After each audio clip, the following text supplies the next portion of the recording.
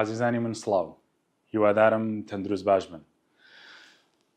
لە وانەکانی ڕابردوو ئێپیسۆدی یەکەممان شی کردەوە کە پێکاتبوو لە سێ بەش.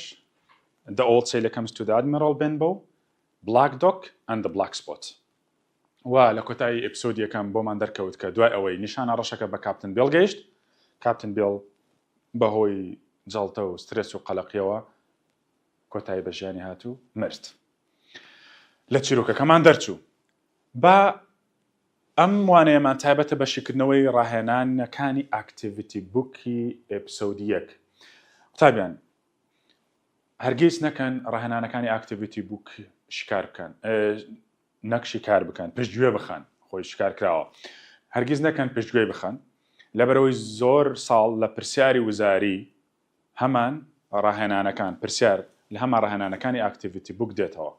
بۆیە تۆ دەبێت گرنگێکی زۆری پێ بدەیت. لێرە من هاتووم هەموو ڕاهێنانەکان شکار کردو و هەمووشی تەرجەمە کراوە بۆ کاراسانی تۆ.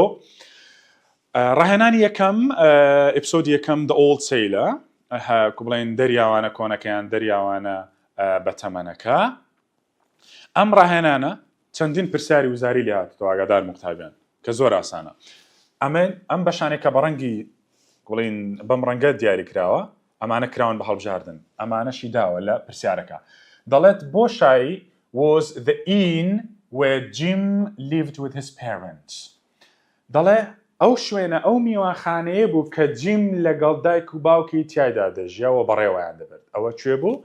ئەوە لە وزاریاتەوە دی ئادمیرال بنبۆ. میوانخانەی ئادمیرال بنبۆ. کیوێردەکان چین؟ The inn, Jim and his parents.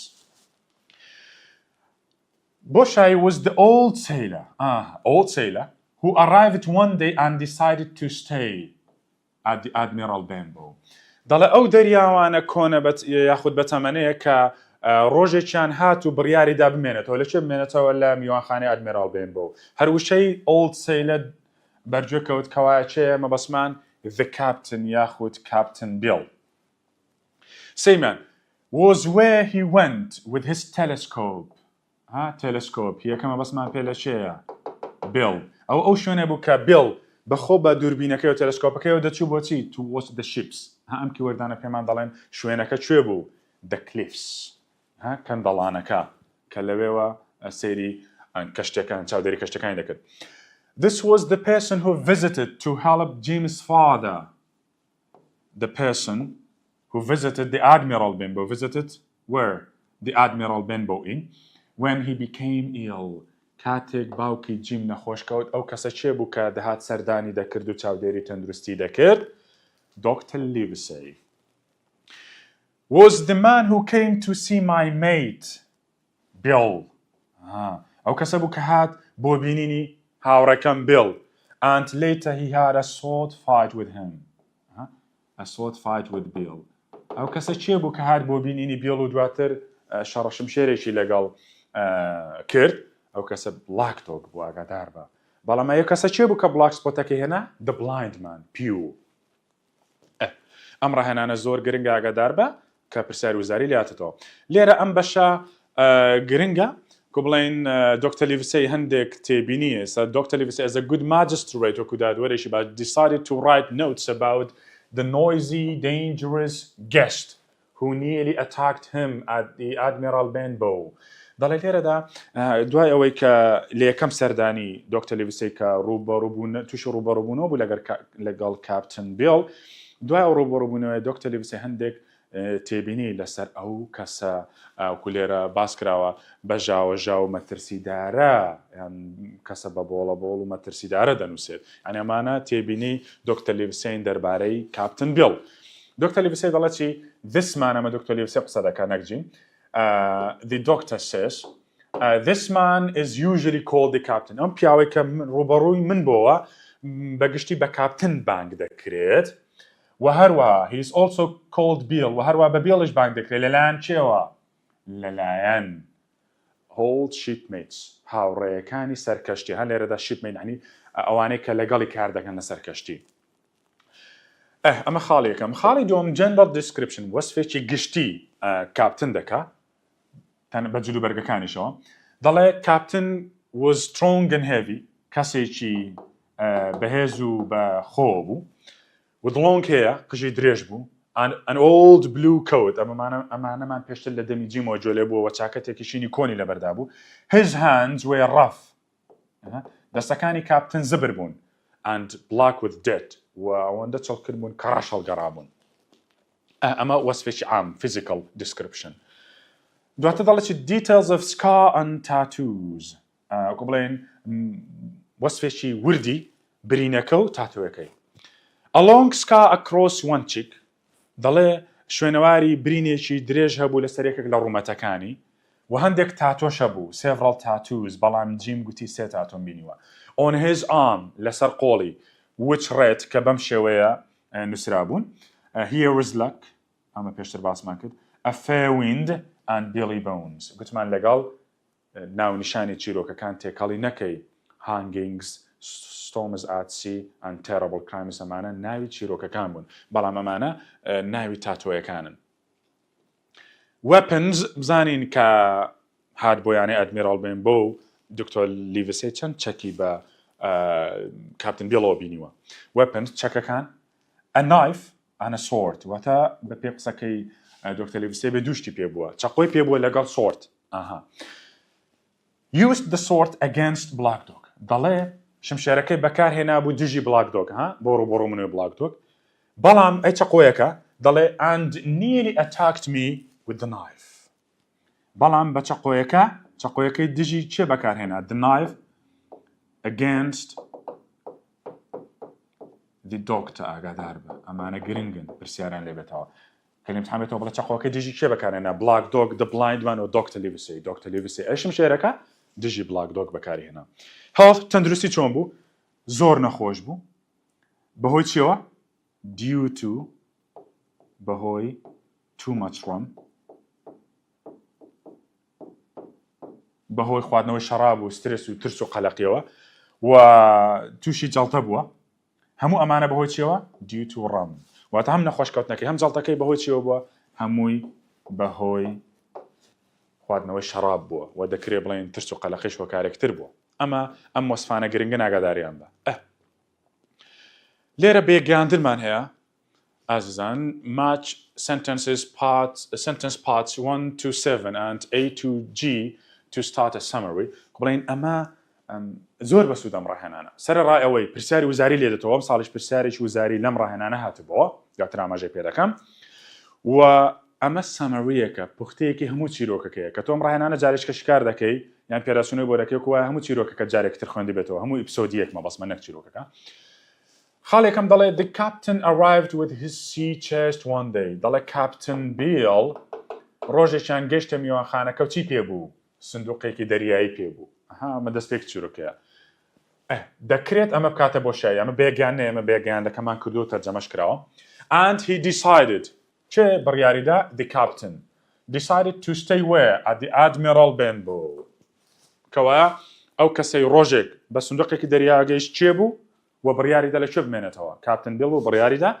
لە میوانخانەی ئادمیرال بنبۆ بمێنێتەوە دووەمیان هی جارێکتر بۆ شێ دەگەڕێتەوە the captain seemed to like the bay وا دەردەکەوت کە ئەو کەنداوەی بەدڵ بێت و هەروە چی تریش the cliffs why ئەمە گرنگە کە لە امتحان بێتەوە بڵێ the captain liked the bays and the cliffs because بەهۆی چیەوە it was quiet هادئ بوو و خاڵی یەکەم دووەمیان he could watch the ships out at sea و دەتوانی لەوێوە کۆڵی کەنداوەکە ئارام بوو و لە کەندەڵانەکانیشەوە لەسەر ئێوە دەیتوانی چاودێری هاتن و ڕۆشتنی کەشتیەکان بکات لە دەریادا خاڵی سێم back at the inn every evening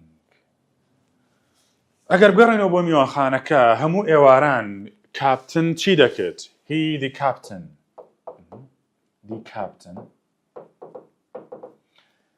used to لێرە used to دەنگی سێ دروست دەکە used to drink and sing واتە ئەوکە بڵێن عادەتی بوو کە سەرەتا بخواتەوە دواتر دەستی دەکرد بە گۆرانی گوتن و کۆمیشە دوای گۆرانی گوتنەکە چی ڕووی دەدا دەستی دەکرد بە جێڕانەوەی چیرۆکە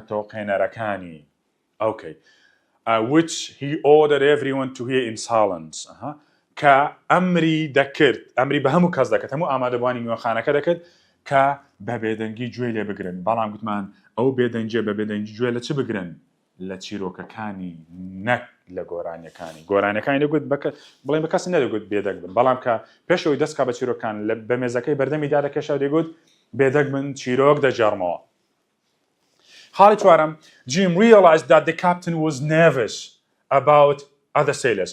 دەڵێ جیم گوتمان لە ماوەی مانەوەکەیدا بۆی دەرکەوت کە کاپتن دۆخی ئاسانیە بەڵکو زۆر ترس و قەلەقی و دڵە ڕاوچەی هەیە لە چەتەکانی تر.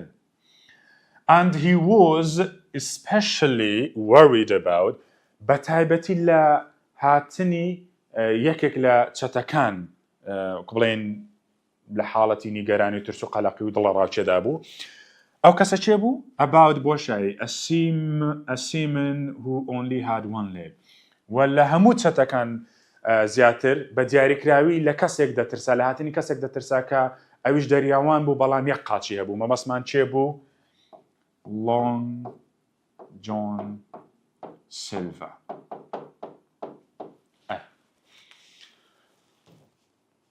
خاڵی پێنجەم While the captain was staying at the Admiral Benbow دەڵێ کاتێک کاپتن لە میوانخانەی ئەدمیرال بێنبۆ لە مای ئەو لەوێ دەمایەوە چی ڕوویدا؟ Jim's father became ill. باوکی جیم زۆر نەخۆش کەوت. چەند شتێکی تریش ڕوویدا دواتر کە کاتە بێ هەڵکارێکتان پیشان دەدەم. So Dr. Livesey came to look after him. هەم چێ؟ Jim's father. ئاگاداربوون مە گرنگە کە بڵێت لە ماوەی مانەوەی کاپتن بیڵ لە میوانخانەکە چی ڕوویدا؟ باوکی جیم نەخۆش کەوت. هەروە باوکی جیم مردیش هەر کە کاپتن بیڵ لەوێ بوو ها. بەڵام کاپتن بیڵ کە بڵێن لەو حاڵەتە دەتوانین بڵێن Jim's father became ill and died while Captain Bill was staying at the Admiral Benbow. کاپتن بیڵ تا لە میوانخانەکە ما بوو باوکی جیم هەم نەخۆش کەوت و هەم مردیش. بەڵام کە کاتێک نەخۆش کەوت چێ دەهات چاودێری بکات لوک ئافتەواتە تیکێ چاودێری بکات دکتۆر لیڤسی دەهات چاودێری تەندروستی بکات. During one of these visits لە ماوەی یەکێک لەو سەردانانەی دکتۆر لیڤسی doctor refused to listen to a story by the captain. هاوتمان دکتۆر لیڤسی ڕەتی کردەوە کە بێدەنگ بێت و گوێ لە چیرۆکەکەی کاپتن بگرێ. بۆیە لە ئەنجامدا کاپتن چی کرد؟ Who got very angry and nearly attacked him with a knife. مەبەستمان لێرەدا کە لە ئیمتحان بێتەوە بڵێ when the doctor refused to listen to the captain's story, what happened? The captain nearly attacked the doctor with a knife, not with a sword.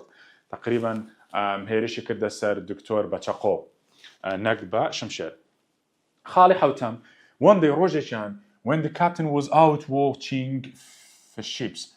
هاکڵێن جیم دەڵێ ڕۆژێکیان کاتێککە گوێمان لەو پێشتە دەڵێ ئەو کاتێککە کاپتن لە دەرەوە بوو بۆ چاودێریکردنی کەشتەکان چ ڕوویدا؟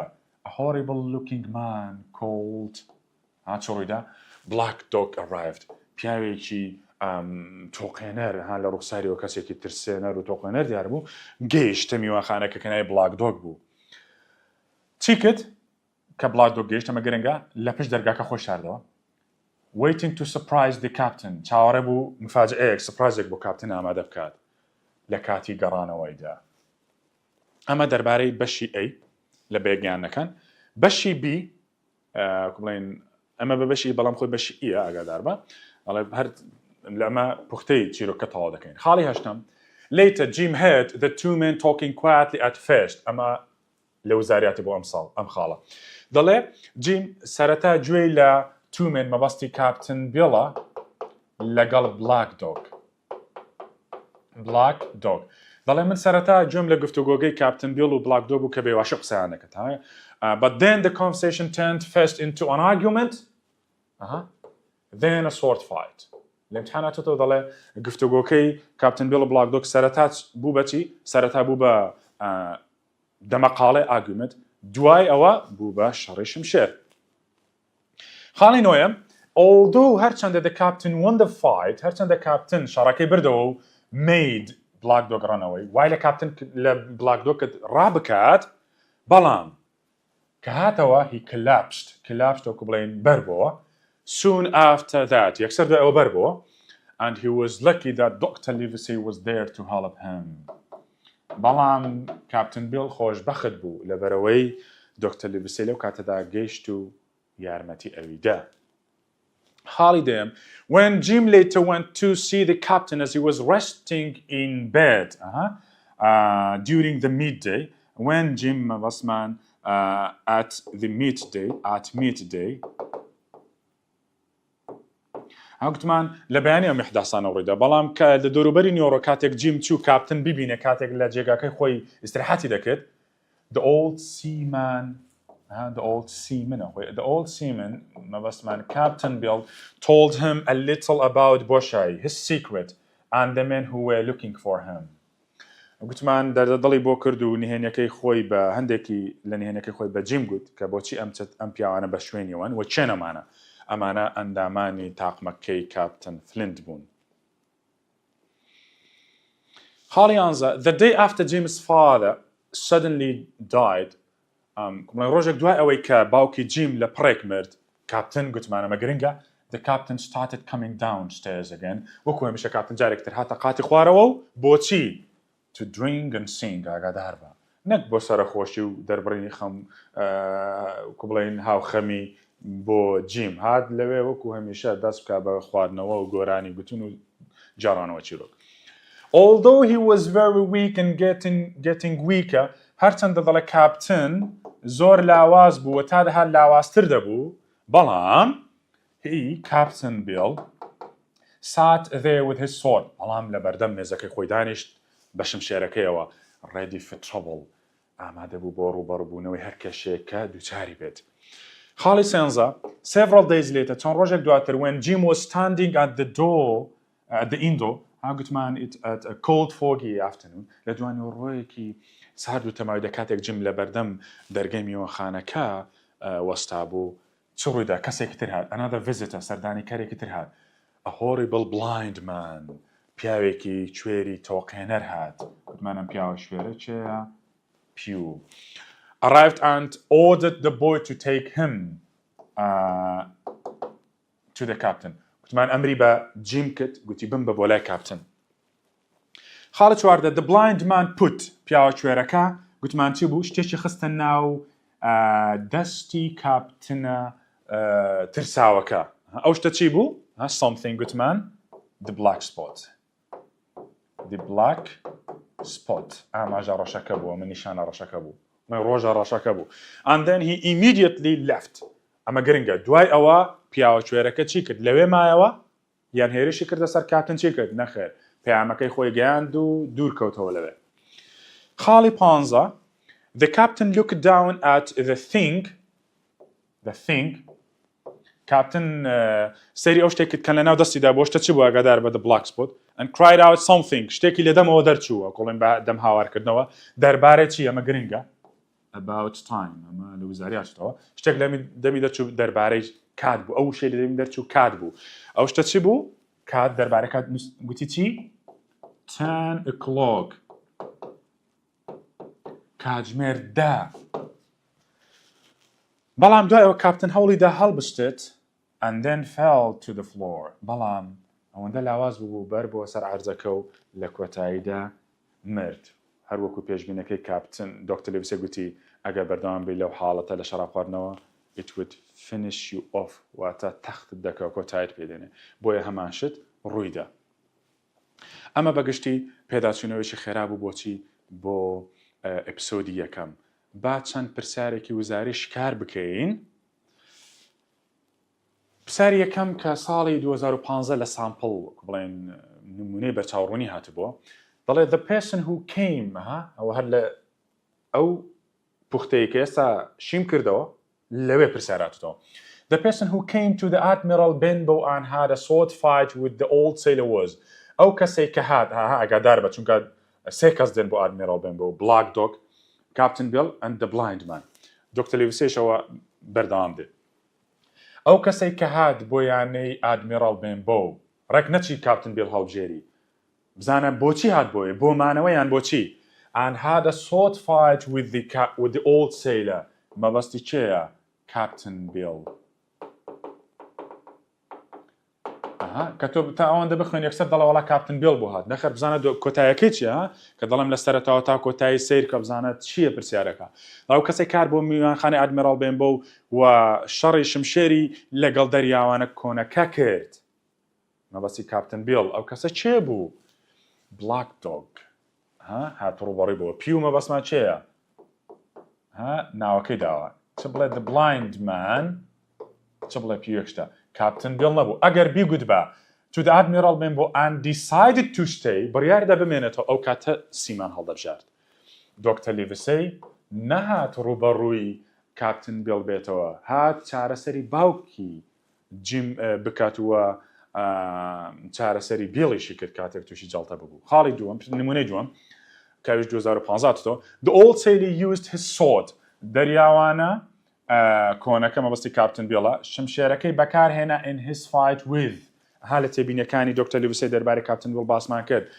چەقۆ و شمشێری پێبوو هەریەکیانی دژی یەکێک بەکارهێنا چەقۆیەکە دژی دکتۆر بوو بەڵام شمشێرەکە دژی چێ بوو دژی بلاک دۆگ بوو نەک دۆکتەر لیڤسەی چەقۆیەکەی he used the knife چەقۆیەکەی دژی دۆکتەر لیڤسەی بەکارهێنا ترۆلۆنی the squire گوڵین ترۆلۆنی کە کوێخایە ئەمە لە ئەپسۆدی دووەم گوڵین ئاشنا دەبین پێی ئیزرائیل هانس ئەمە شێکێکە لە کارەکتەرەکانتە لە ئەپسۆدەکانی داهاتوو ئاشنا دەبین پێی After the stroke, Dr. Livesey advised Bill to lie in bed for her کە لە کاتشکردنەوە ئاماژەم پێ کرد دوای ئەوەی کە کاپتن بیل تووشی جەڵتە بوو دۆکتەر لیڤسەی ئامۆژگاری بیڵی کرد to lie in bed لە جێگەدا بمێنێتەوە for 7 days 10 hours 2 weeks and 6 hours لێرە چیمان هەیە 7 days لە جاتەوەی لە کتابەکە نووسراوە چی for a week بەڵام یەکشتە وەڵامی ڕاست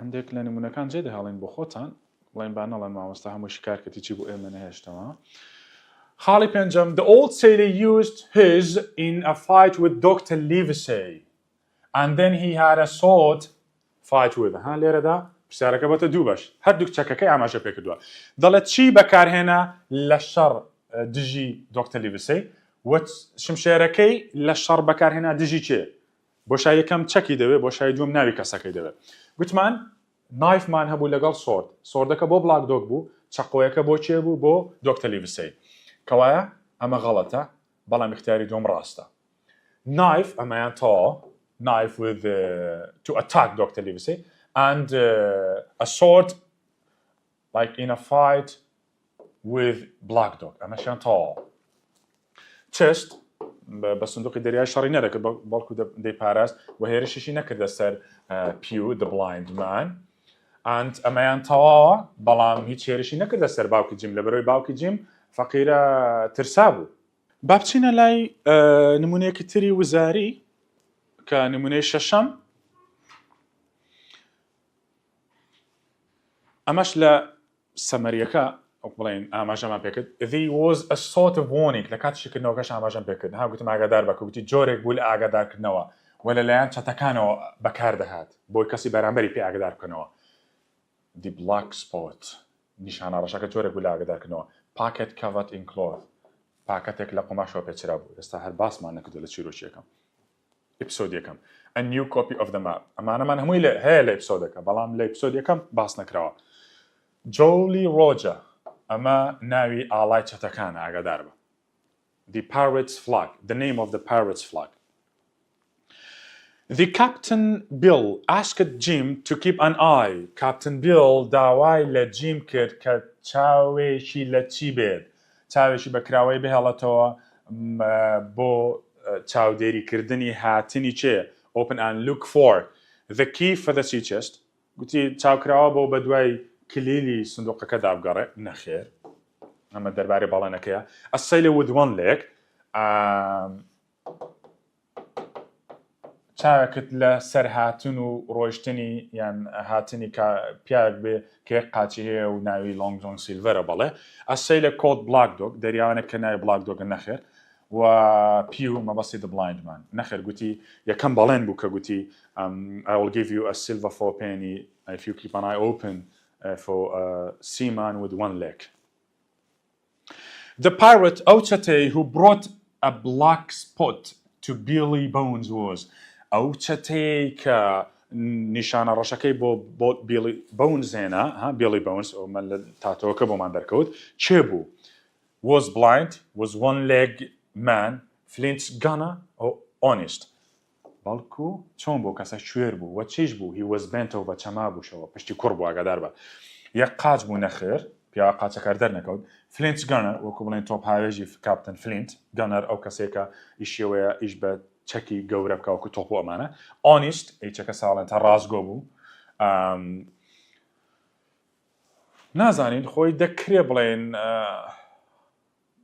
گەیاندنی پەیامەکەی شتێکی ڕازگۆیانە بوو بڵێن ڕاشکەوانە پێیگوت کاکە ئەمە پەیامەکەی و تۆ تا کاژمێردت بەدەستەوەی و ڕاکە لێرە بەڵام هیچ ئاماژێک بە ڕازگۆی ناڕازگۆیی پیو نەکراوە بڵێنمە Jim learned to بڵێن جیم فێر بوو دەرسێکی وەرگرتە بوو because he did not speak when spoken to فێر بوو کە چی بکات لەبەرەوەی کاتێک قسان لەگەڵ دەکەت وەڵامی نەدەدایەوە ئەو هیە بۆ شە دەگەڕێتەوە بۆ جیم ناگەڕێتەوە بۆ کاپتن بیڵ لاتانە گوتمان جیم گوتی کاکە ئێمەوە لەگەڵ دایک و باوکم و یان جەماعەتیەوێ بڵێن فێر بووین کە خۆمان نزیک نەکەینەوە لە کاتن لەبەر کە قسەمان لەگەڵ جوابی نەدەدانەوە بەڵکو بەس تووڕەبوونەوە سەری بەرز دەکرد و سێرێکی دەکردنی و هیچی تری نەدەوت کەوا to stay away from Billy Bones فێر بوو کە خۆی بە دوور بگرێ stay away خۆی بە دوور بگرێ لە Billy Bones مەبەستی کاپتن دە کاپتن بیڵ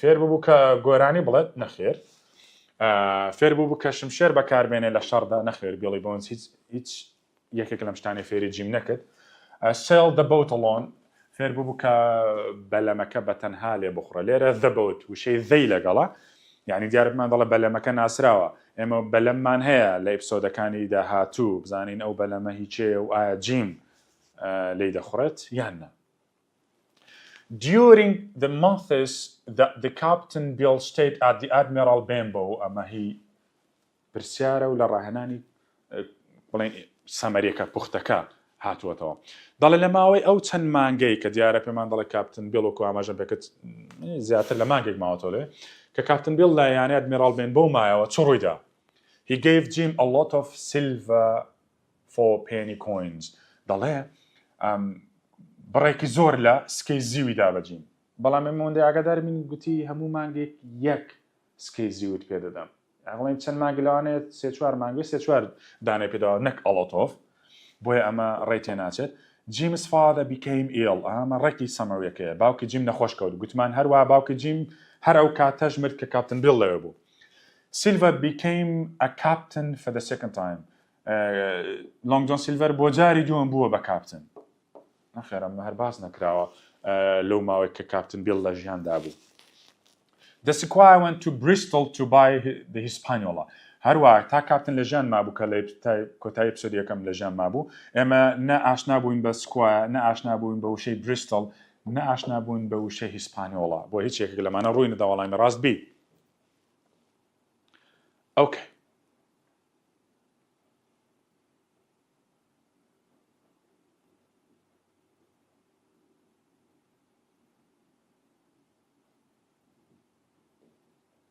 سەیری پرسیاری چواردە بکەن In case Bill couldn't get away from the Admiral Benbow Inn ئەمە وەسیەتەکەی کاپتن بیڵە دەڵێ لە ئەگەرێکدا ئەگەر هاتوو کاپتن بیڵ نەیتوانی لە ئایانی ئادمیرال بێنبۆ دەربچێت دوورکەوێتەوە Jim should پێویستە چی بکات Tell the Squire بەکوێ خاو دکتۆر بڵێ what he heard before واتاکو بڵێن ئەوەی کە پێشتر جیم بەرگوێ کەوتەوە بۆ کوێ خاو دکتۆری بجارەتەوە شتێکی من بەرگوێ نەکەوتۆ لە چیرۆکەکەدا Ask for the amount of money he owed ئەمە لێرە چاک بکەن Ask Bill کە بیڵ نەیتوان دروکێتەوە ئەو داوا لە کاپتن بیڵ کە بۆ ئەو بڕە پارەیەی کە بیڵ قەرزداری ئەوان بوو نەخێر ئەمە وەسیەتەش نەکرد To tell the doctor to get the magistrates ready in the Admiral Benbow Inn ئەمە یەکێک بوو لە چی لە ئەمە وەسیەتەکەی بوو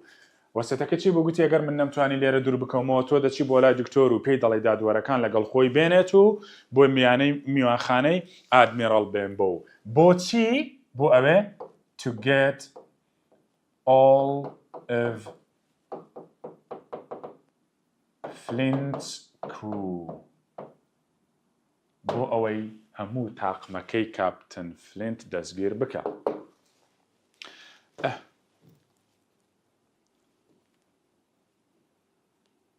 هاسەیکەن ئەم پرسیارەی 2020 ئەمەش هەر لە یەکەم ڕاهێنانی ئاکتیڤیتی بووک هەمان بوو کە گوتم ئەمانە دەکاتە بۆ شایی. Was the place ئەو شوێنە بوو where Billy Bones یان the captain went with his telescope to watch the ships. ئەو شوێنە کوێ بوو کە کاپتن بیل دەچوو بە تەلەسکۆپەکە و چاودێری کەشتەکانی دەکرد. The Valley دۆڵەکە بوو ئەم شێمان نییە. The Busy Port بەندەرە جەنجاڵەکە بۆ مەنیمانە لە ئێپسۆدیەکەم. The Cliffs شوێ بوو کەندەڵانەکە. وشێکترمان هەیە کە دواتر ئیشمان پێی دەبێت لە ئێپسۆدەکان داهاتوو کە بۆ دەنگی شاتێتەوە The Keys. لێرەدا گوتوێتی پیتێک ساڵنتە PTU ساڵنتە Keys. لێرەدا ئەمە ناڵی کوێیز هەمان دەنگی چی هەیە؟ هەمان دەنگی ئەو وشەیە هەیە. Keys لە پرۆنانسیشن دەجیاوازن بۆ بیرت بێتەوە کە جارێکتر بێتەوە. PTU ساڵنتە وەزایدەن بەچ دەنگێک دەخوێنرێتەوە هەمان دەنگی چیە؟ Keys. کلیل بەڵام ئەمە بمانای چی دێت؟ ئەمە بەمانای شوێنی لەنگەرگرتنی کەشتی دێت. واتە شوێنی ئەو شوێنی ئەو پلاتفۆرمەی ئەو شوێنێک کە کەشتی کاتێک دەگاتە بە کەناراوەکە بڵێن بە تەختە دروست دەکران بەچیمەتە بەوێەوە لەنگەر دەگرێت و دەبەسرێت تاوکو بار بکرێت سەر کەشتێکە واتە شوێنی لەنگەری کەشتی. At first Jim didn't take Pew into the captain's room. کاتێک Pew مەبەستمان the blind man هات سەرەتا جیم ڕەتی کردەوە بیبات بۆ ژوورەکەی کاپتن وە گوتی جیم چی بە Pew گوتی the captain was out at the beach. گوتی کاپتن لە دەرەوەی لە ژوورەوە نییە نەخێر. ئەوە ئەکە بلاک دۆگ هات وای گوت ئاگادار بە کە بلاک دۆگ هات گوتی کاپتن لێرە نییە لە دەرەوەیە ئاوتۆکینگ ئەمە بۆ بلاک دۆگ بوو ئاگادار بە. I have to ask him for that. جیم هیچ باسی ئەوەی نەکرد گوتی پێویستە دەبێت سەرەتا چەم ڕوخسەت لە کاپتن بیڵ وەرگرم نەخێر. It is dangerous to let you in. گوتی ئەمە کو بڵێن مەترسیدارە کە من بت بەمە ژوورەوە. خۆی ئەمەش ڕێی تێدە چێ لەبەرەوەی شمشێری پێ بوو بەڵام وەڵامی ڕاستترین چییە؟ گوتی the captain is not what he used to be. گوتی کاپتن وەکو جاران نییە ئێستا مەترسیدارە و شمشێری پێ دەکرێت هێرشت کاتە سەر بۆی وەڵامی وەڵامێکی دروستە. When Jim was standing at the indoor کاتێک جیم لە بەردەم دەرگای میوانخانەکە وەستا بوو چەند ڕۆژێک دوای مردنی باوکی گوتمانەها دوای نیۆڕۆیەکی تەماوی و سارد بوو چێگەیشت who arrived چێگەیشت ئەمان whose skin was an unpleasant color پیاوێک کە ڕەنگی پێستی ڕەنگێکی خێزەون بوو ئەمە گوتمان ئەم وەسفانە گرنگە بۆ پرسیار ئەمە وەسفی چێە بلاک دۆک بەڵام بلاک دۆک ئەو کاتە نەگەیشت سەر لە بەیانی بوو گەیشت ئەمان who had a cut across one cheek پیاوێک کە برینێک لەسەر ڕوخساری هەبوو ئەمە مەبەستی کاپتن بیڵە بەڵام ئەو ڕۆژە کاپتن بیڵ پێشتر گەشتی بۆ ڕۆژە نەبوو.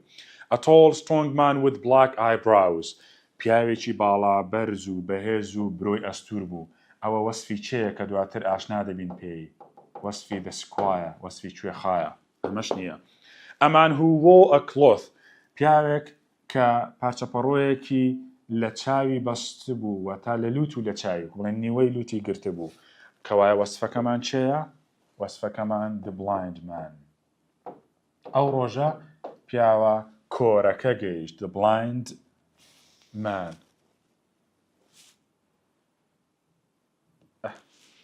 The blind man مەبەستمان Pew.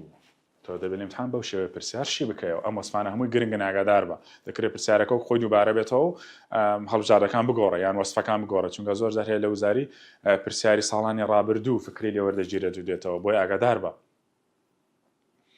ئەم پرسیارەش کە زۆر ئاسانە دەڵێ ئەو شوێنە بوو کە جیم لەگەڵ دایک و باوکی لێی دەژیە هەمە پرسیاری ڕاهێنانەکەیە. The old Anchor Inn میوانخانەی ئانکەر نەخێر Spyglass Inn ئەمەشمان هەیە بەڵام ئەمە نەبوو ئەوەی کە جیم لێی دەژیا لەگەڵ دایک و باوکی ئادمیرال بن بوو. Captain Smollett's Inn Captain Smollett ئەمە ڕاستە هەمانە بەڵام هەر میوانخانەی نەبووە.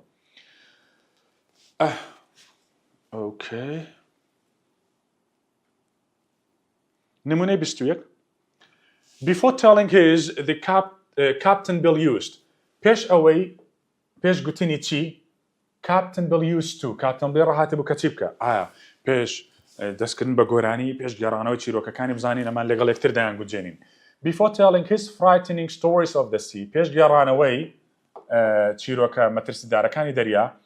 He used to ڕاهاتە بوو hit or bang his hand down hard on the table ئەمە ڕێتێ دەچێمە تەواو پێش گەڕانەوەی چیرۆکەکانی گوتمان ئەم وشەی بیفۆرە لەگەڵ چییە؟ لەگەڵ ستۆری نەک لەگەڵ گۆرانی ئاگادار بە پێش گۆرانەکەمەی نەدەگوت لە پڕ دەستی دەکرد بە گۆرانی بەڵام پێشەوەی دەست بکە بە گەڕانەوەی چیرۆکەکان دەستی دەکێشە بە مێزەکەداواتە بێدەنگ بن کە وەڵامی ڕای ئەیە جۆکس باسی نوکتەوە ئەو شتانە هەر ناکە cry violently on the table بڵین بە تووڕێەوە هاواری دەکرد لەسەر مێزەکە نەخێر amazing stories of the sea هەن لێرە وشەی frightening کردو بە amazing چیرۆکانی amazing نەبوون تۆقێنەر بوون جیم دەترسا لە هافەخیرە shout at his shipmates to come هاواری دەکرد بەسەر هاوڕێیەکانی دادی وەرن نەخێر ئەمەش نەبوو هەردووشیان غەڵەتن پێش گەڕانەوەی چیرۆکەکەی نهێنیەکەی نەخێر go to the beach دەچوو بۆ کەنار دەریاکە ئەڵای go to the beach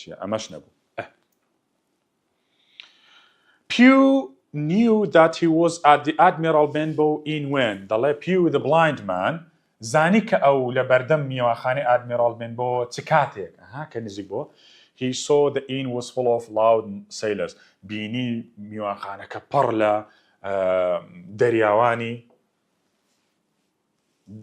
بڵین بەژاوە نەخێر خۆ کوێر بوو نەیدەبینی کاتێک he asked one of the parrots to tell him where he was کاتێک پرسیاری لە یەکێک لە چەتەکان کرد کە پێی بڵێن ئەو لەکوێ نەخێر چەتەی هەر لێ نەبوو لەو کاتەدا Jim Hawkins told him ئەو کاتێک کە جیم پێی گوتی بەڕێز تۆ لە بەردەم میوانخانەی Admiral Benbow ئەو کاتە زانی when he saw هەروشەی سۆ لەگە بڵایندمان ئەو کوێرە his old shipmate Billy outside the inn کاتێک هاوڕێ کۆنەکەی بیڵی بینی لە دەرەوەی میوانخانەکە ئەمەش نەبوو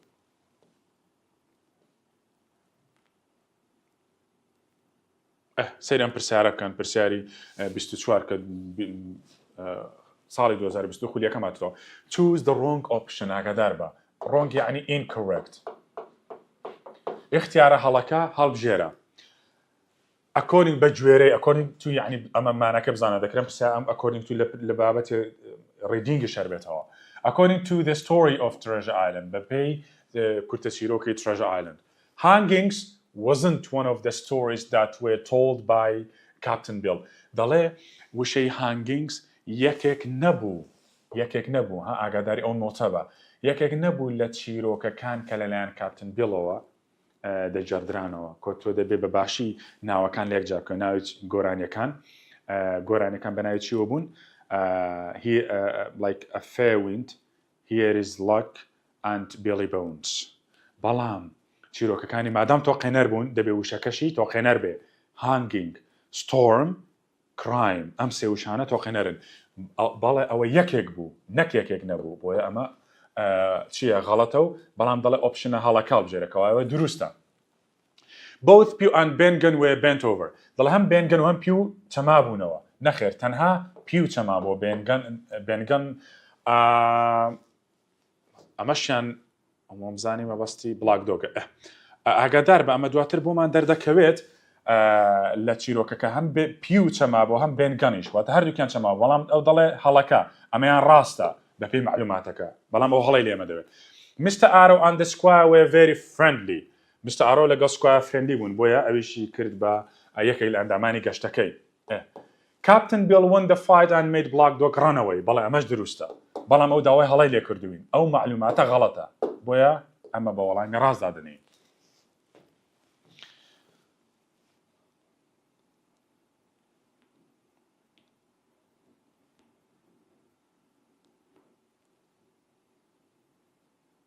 ئۆکەی سیرکەن قوتابیان پرسیاری 28 کە ساڵی 2023 خولیەکەم هاتۆتەوە دەڵێ Captain Bill tells Jim Captain Bill بە Jimmy Good not to go and tell the doctor to bring the magistrate گوتمان کاتێک وەسێتەکەی پێگوت بەڵام وەسێتەکەی بە سێ مەرج گوتی بە سێ مەرج دەچی بۆ لای دکتۆر لێویسەوی پێی دەڵێ چێ بێنێ لەگەڵ خۆی دادوەرەکان چوتی ئادمیرال بن بۆ unless ئەمە ناڵێ unless یوەکە بە ئەهدە خوێندرێتەوە unless تەنها ئەگەر the pirates get the black spot on him وتی ئەگەر هاتو چەتەکان نیشانە ڕەشەکەیان بە مندا ئەمە یەکێک بوو لە مەرجەکان کاتێک جیم وتی جیم ئەگەر بلاک دۆگت دووبارە بینیەوە ئەمەش تەواوە وتی جیم ئەگەر دەریاوانێک یەک قاچت بینی لەم سێ حاڵەتەدا هەر کامێکیان ڕوویدا تۆ دەچی بۆ لای دۆکتەری بسەی کەوا هەر هەمویان مەرجەکە بوون ئاگادار بە خاڵی نمونە 29 دەڵێ which of the following is true about Captain Bill کام لەمانە ڕاستە دەربارەی Captain Bill the captain got surprised to see Black Dog بەڵێ هانگوتی Black Dog like he was kind of surprised و هەروەها دەکرێ بڵێن shocked سەری سوڕما بوو زۆر the captain was frightened to see the blind man پیا کاپتنەکە زراوی ڕەژا تۆقی بوو زۆر ترسا کاتێک پیاوە کوێرەکەی بینی توان لە بلاک دۆک زۆر سەرسان بوو ڕەنگی سپی هەڵگەڕا بوو بڵێن دەکرێت سەرسانیەکەم لە ترسیشەوە بەڵام بۆ بینینی پیاوە کوێرەکە هەر بە تەواوەتی زراوی ڕەژا فەقیرە لەبەرەوەی زانی ئەمە پیاوە کوێرە شتێکی لە ژەرسەردایە the captain made himself ill with too much rum ئەمە لە ڕاهێنانی ئاکتیڤیتی بوو کاتوت دەڵێ کاپتن خۆی زۆر نەخۆش کرد بەهۆی خواردنەوەی شەرابی لە ڕادە بەدەن کەوای ئەمانە هەرسێکیان ڕاستن دەربارەی کاپتن بیل کۆتا پرسیاریش باش کار بکەین the pirate who gave Bill the black spot was the one ئەو چەتەی کە بلاک سپۆتەکەیدا بە کاپتن بیل ئەو کەسە بوو کە who wore a cloth over his eyes and nose ئەو کەسە بوو کە پارچە قوماشێکی لە چاو لە لوتی بەستە بوو whose skin was unpleasant color ئەمە گوتمان جارێکتر بلاک دۆکە ئەم فکرەیە هەر لە فکری پرسیارەکەی پێشووترە ئەکە پێشتر شکارە کرد بۆ یەکتم زۆر ئاگاداری پرسیارە وەزارەکان بە چونکە فکریان لێ وەردەگیرێتەوە who had a long scar تقریبا ئەم پرسیارە دووبارە بۆتەوە لەسەرەوە شکارمان کرد بیڵە whose hands were rough and blank with dirt ئەمەش جارێک کە وەسفی چییە وەسفی بلاک دۆکە بەڵام وەسفی ئەو پیاوەی کە پەیامەکەی گەیاند چێ بوو پیو بوو واتە the blind man بڵێن مەبەستی چێ لێرەدا the blind man یاخود پیو ئەمە بڵێن تەواوی ئەپسۆدی یەکەم بە شکارکردنی چەند نمونەیەکی وزاری گرنگ و تۆ پێویستە ئاگاداری هەموو نمونەکان بی و بەم شێوەیە خۆت نمونەکان شکار بکەی کیوەردەکان دیاری بکەی ئەوە لە کۆتایی هەموو نمونەکانیش وەڵامم داناوە بەڵام پێشەوەی تۆ سەری وەڵامەکانکەی خۆت تاقیکردنەوەی خۆت کە دوای خوێندنەوە و شیرکردنەوەی ئەپسۆدەکە و بێگومان سەرنجێکی زۆر بدەنە سەر ئەم پرسیارانە چونکە دەکرێت پرسیاری وزاری ساڵانی داهاتوو فکریان لەمەوە وەرگیرەوەکو پرسیاری خاڵی سی وەکو بڵێن فکرەکەی لە یەکێک لەم پرسیارانە وەرگیراوە لە پرسیاری هەژدە وەرگیراوە کە ساڵی 2020 هاتەوە بۆیە تۆ دەبێت زۆر ئاگاداربی دەکرێت فکری ئەم پرسیارانە دووبارە ببێتەوە لە ساڵانی داهاتوو An aim in life is the only treasure worth finding. ئامانجێک لە ژیاندا تاکە گەنجینەیە کە شایانی دۆزینەوەیە ئەوە خۆی نووسەرم قسە دەکا ڕۆبەرت لویس ستیڤنسن دەڵێ تۆ ئامانجێکت هەبێت لە ژیاندا دۆزینەوەی ئەم ئامانجە زۆر گرنگترە لە دۆزینەوەی گەنجینەیە ئامانجی تۆی فێرخوازیش چییە بەدەستێنانی نمرەیەکی نایابە ئینشاءڵڵا لە قۆناغی 12 بۆیە تۆ دەبێت هەموو شتێک بەلاوە بنیت لە پێناو دۆزینەوە و بەدەستێنانی ئەم ئامانجە ئینشاءڵڵا هەمووتان سەرکەوتوو دەبن لە دۆزینەوە بەدەستێنانی ئەم ئامانجە کە هەمووتان شایانی ئەم ئامانجن تا وانەی داهاتوو بەخواتان دەسپێرم تەندروست بمێنن کاتێش خۆش